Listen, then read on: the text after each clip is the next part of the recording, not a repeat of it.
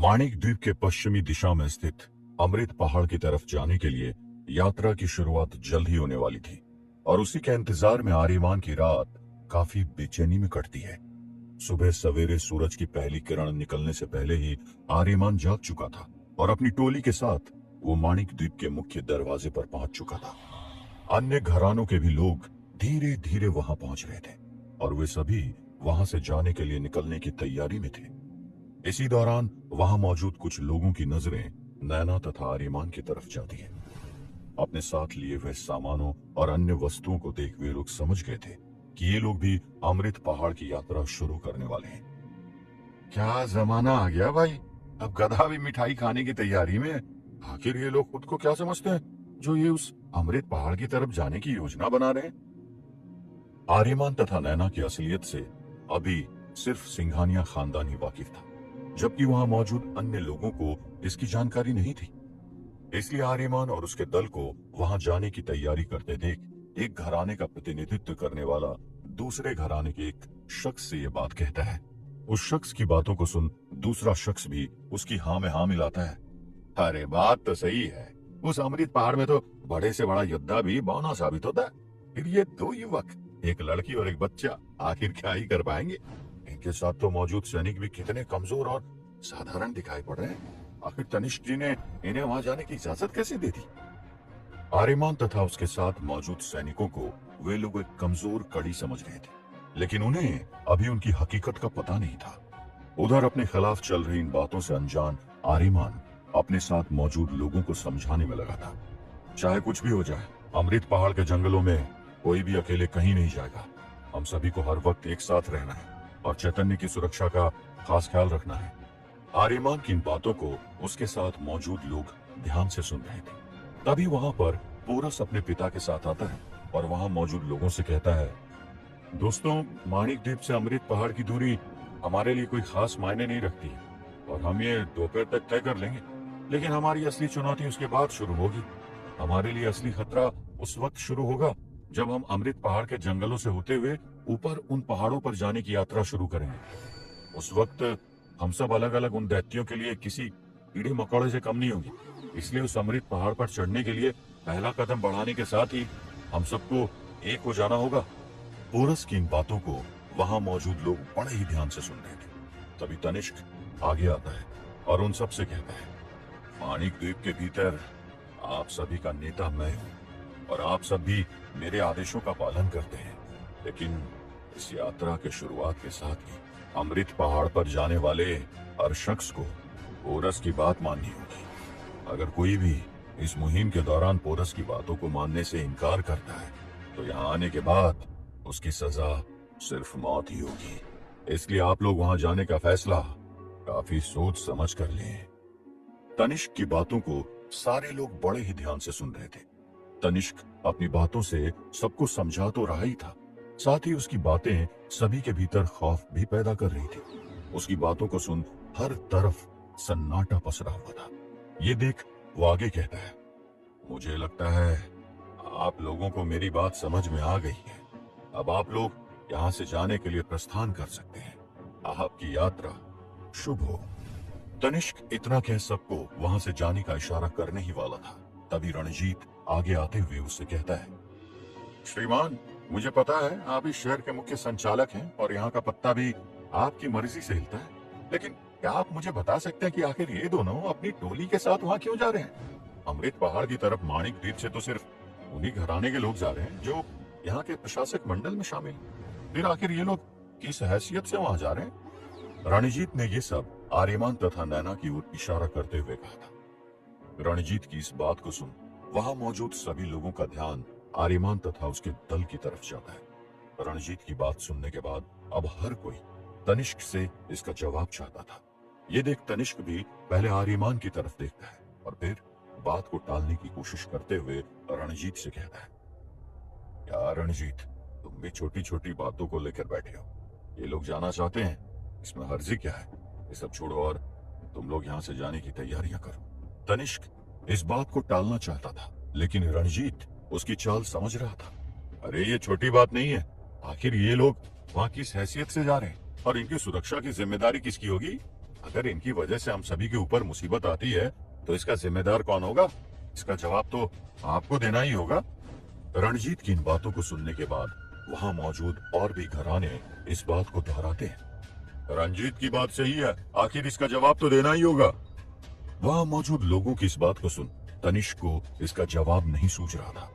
तभी आर्यमान आगे आते हुए उन सभी से कहता है, आप लोग चिंता मत कीजिए, मेरा दल आपके ऊपर किसी भी तरीके से बोझ नहीं बनेगा।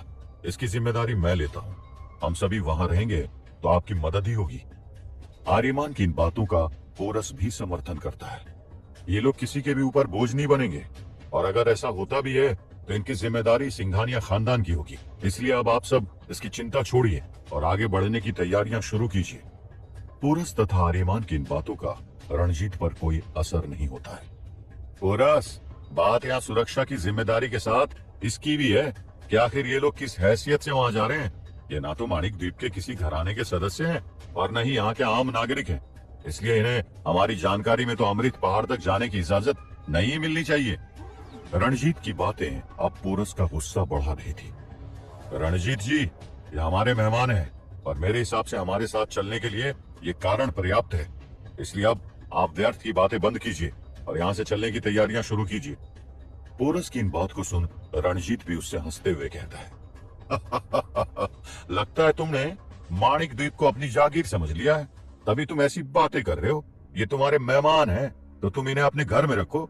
ये मुहिम पूरी माणिक द्वीप की जनता के लिए है और इसलिए इससे जुड़ा कोई भी फैसला माणिक द्वीप की जनता के हिसाब से किया जाएगा। पोरस से इतना कहने के साथ ही रणजीत बाकी घरानों के लोगों की तरफ देखते हुए उनसे कहता है, माणिक द्वीप किसी के अकेले की जागीर नहीं है।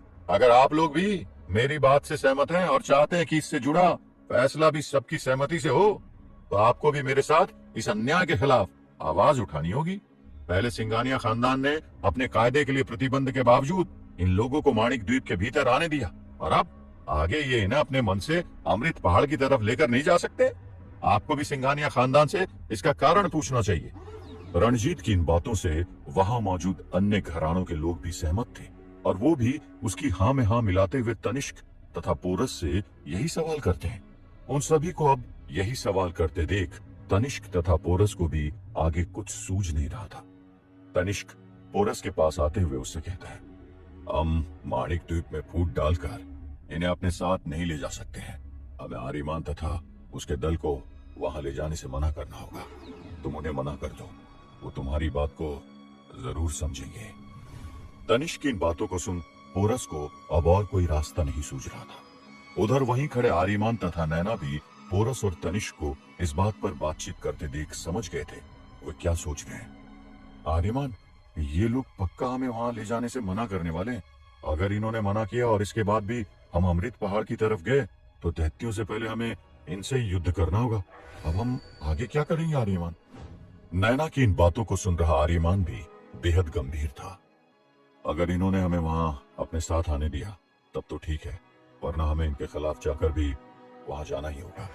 युद्ध से तो मैं कभी पीछे नहीं हटता हूं नैना, लेकिन अब फैसला इनके हाथ में है कि आखिर ये लोग क्या चाहते हैं। हमें वहां किसी भी हाल में जाना है, और इसके लिए अब हमें जिसे भी रास्ते से हटाना पड़े हम हटाएंगे। आर्यमान ने ये सब कह तो दिया था, लेकिन नैना की आंखों के सामने नयन का चेहरा घूमने लगा था। नयन यहाँ पर पोरस के बेटे के शरीर में रह रहा है, मैं उससे ही युद्ध कैसे कर सकती हूँ? हे भगवान, कोई रास्ता निकालिए। मुझे आप इस तरह की दुविधा में आखिर क्यों डाल रहे हैं? यही सोचते हुए नैना मन ही मन भगवान को याद कर रही थी। उधर अपने पिता की बातों को सुन पोरस भी आर्यमान तथा नैना को मना करने के लिए उनकी तरफ बढ़ ही रहा था। तभी वहीं पर खड़ा नयन अपने पिता को रोक लेता है। रुक जाइए पिताजी।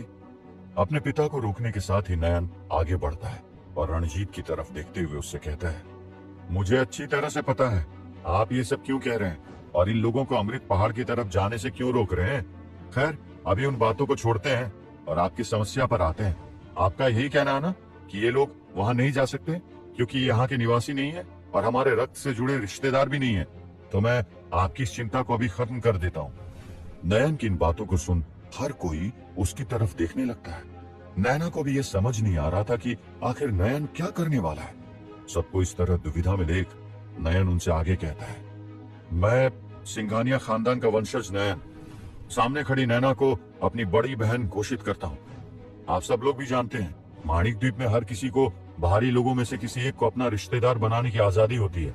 इसलिए उसी हक से मैं नैना को अपनी बहन मानता हूँ। साथ ही इनके साथ मौजूद सारे लोग मेरी बहन के लिए अंगरक्षक का कार्य करेंगे। इसलिए अब मेरे हिसाब से किसी को भी इन लोगों के वहां जाने में कोई आपत्ति नहीं होनी चाहिए। नयन की इन बातों को सुन हर कोई हैरान था। उसकी इन बातों को सुन तनिष्क नयन से कहता है, ये तुमने क्या किया नयन?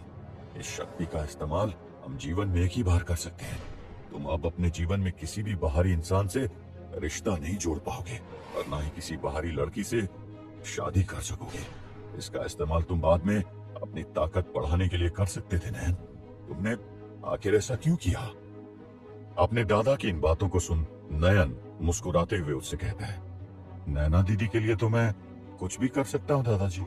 नयन की इन बातों को सुन नैना के चेहरे पर मुस्कान थी तो उसकी आंखों में आंसू भी थे। उधर उसकी इस बात को सुन हर कोई हैरान था। वहां मौजूद लोग जानते थे नयन चालाकी दिखा रहा है, लेकिन माणिक द्वीप के नियमों के मुताबिक ये सही था। इसलिए रणजीत भी अब आगे कुछ नहीं बोल पाता है।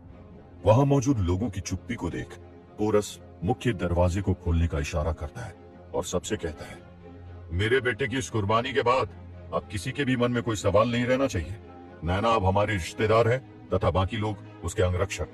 अब आप लोग बिना कोई सवाल किए यहाँ से आगे बढ़ने के लिए प्रस्थान कीजिए। इन बातों को कहते हुए पोरस के गुस्से को देख अब कोई भी उससे कुछ नहीं कहता है और सभी अमृत पहाड़ की अपनी यात्रा शुरू कर देते हैं। एक तरफ उन लोगों ने अमृत पहाड़ पर जाने की यात्रा शुरू कर दी थी तो उधर अमृत पहाड़ में भी एक अजीब सी हलचल मची हुई थी। वहां से हर पल के बाद दैत्यों के चिंघाड़ने की आवाजें आ रही थी और इन आवाजों से जंगल के सारे जानवर अपने अपने बिल में दुबके हुए थे। तभी एक पत्थर के पास ऊपर से एक अजीब सा प्राणी गिरता है और उसका शरीर किसी बड़ी सी छिपकली की तरह था, लेकिन उसके हाथ पैर इंसानों की तरह थे। जमीन पर गिरने के साथ ही जब वो प्राणी अपनी आंखें खोलता है तो उसकी एक आंख लाल तथा दूसरी आंख हरे रंग की थी। बाल बाल बच गया। मैं वहां से जिंदा तो लौट आया हूँ, लेकिन मेरी ताकत बिल्कुल क्षीण हो गई है। अब मुझे किसी भी तरह से अपनी ताकत को बढ़ाना होगा। इतना कहते हुए जमीन पर बदहाल पड़ा वो प्राणी अपनी आंखों को बंद कर लेता है। अमृत पहाड़ पर अचानक प्रकट होने वाले इस विचित्र प्राणी की आखिर क्या है कहानी?